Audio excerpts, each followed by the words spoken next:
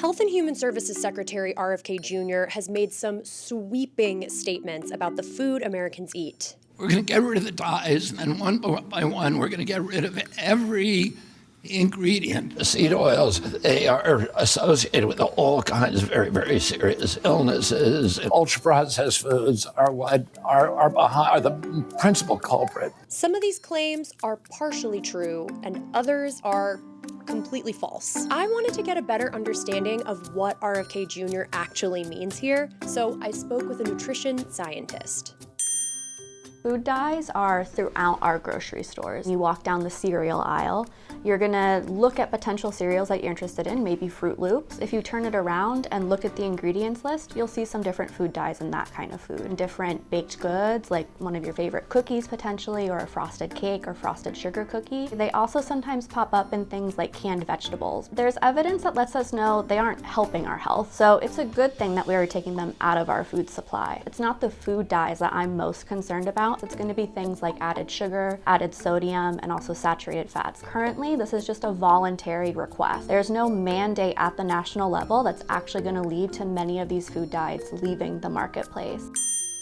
Seed oils are nothing new in our grocery stores. They're just a kind of vegetable oil. Canola oil, for example, is a pretty well-known one. It is really low in saturated fats, which is the kind of fat that we're concerned about and want to limit the consumption of. So seed oils are actually a good thing to be cooking with in place of some saturated fats like butter or even coconut oil. In our diets, there are something called essential fatty acids, and there's two of them. There's omega-6 and there is omega-3 fatty acids. Both are essential and we need both to be healthy. There's some concern that in seed oils, the omega-6 may lead to an inflammatory response in our bodies, but there is no scientific evidence that actually backs that claim.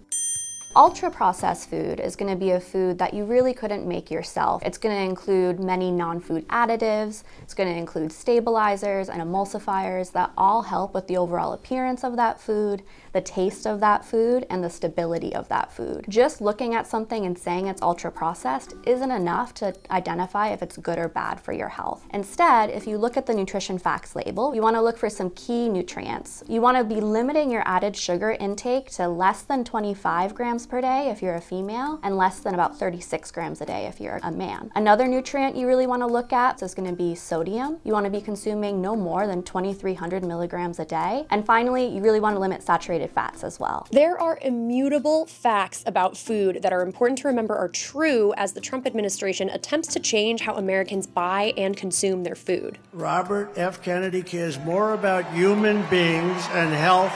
I'm going to let him go wild on health. I'm going to let him go wild on the food. Ultimately, nutrition advice is not one size fits all. You should always consult a registered dietitian or other qualified healthcare professional if you have questions about your health and your diet. There is so much misinformation around food and nutrition. If you hurt your knee when you are out on a run, would you turn to just any influencer on Instagram to know how to heal that knee? My hope is no. It's important to approach your diet and the information you receive about your diet with an appetite for the truth.